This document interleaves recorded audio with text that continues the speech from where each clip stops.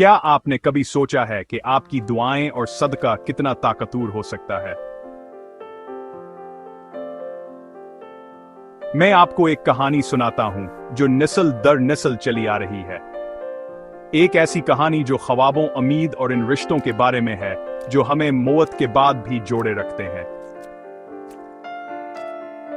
इब्न कलाबा, जो कि पुराने जमाने के एक नीक आदमी थे, उन्होंने एक ख्वाब देखा। इस ख्वाब में उन्होंने खुद को एक कब्रिस्तान में पाया, लेकिन यह कोई आम कब्रिस्तान नहीं था। कब्रें खली हुई थीं और मर्दे अपनी कब्रों के किनारों पर बैठे इंतजार कर रहे थे। इनमें से एक आदमी एक चमकती हुई रोशनी के सामने बैठा था, लेकिन उसके साथ ही एक और आदमी था जो अंधेरे में डूबा हुआ था। तित्सिस से इब्न कलाबा ने इस आदमी से पूछा, जिसके पास रोशनी नहीं थी, तुम्हारे पास अपने पड़ोसियों की तरह यह चमक क्यों नहीं है?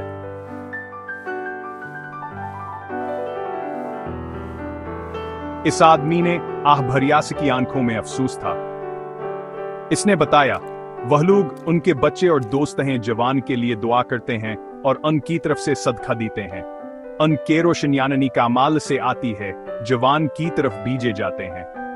लेकिन मेरा बीठानी किन्हें है, वह मेरे लिए दुआ नहीं करता, वह मेरे नाम पर कोई सदका नहीं देता।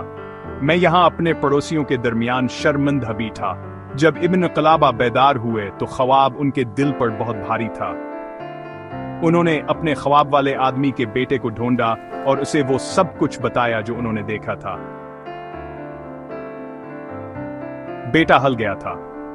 गहरा मुतासिर होकर इसने इस्लाम पर अमल करने, गुनाहों से तौबा करने और अपने वालिद के लिए दुआ और सदका देने का वादा किया। इसी दिन जहर की नमाज के बाद बेटे ने खुद को फरमानबरदारी और दिली दुआ के लिए वक्फ कर दिया।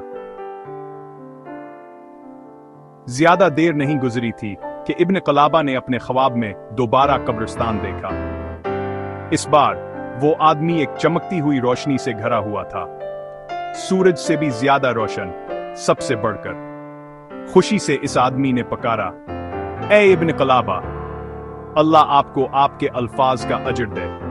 मेरे बेटे ने मुझे आग और मेरी शर्मिंदगी से बचा लिया है। ब्रेक टाइम पॉइंट फाइडता। ये कहानी मुझे याद दिलाती है और मुझे उम्मीद है कि ये आपको भी याद दिलाएगी कि हमारी दुआएं और सदका सिर्फ हमारी मदद नहीं करते, बल्कि हमारे प्यारों के लिए रोशनी बन जाते हैं, यहां तक कि इनके जाने के बाद भी।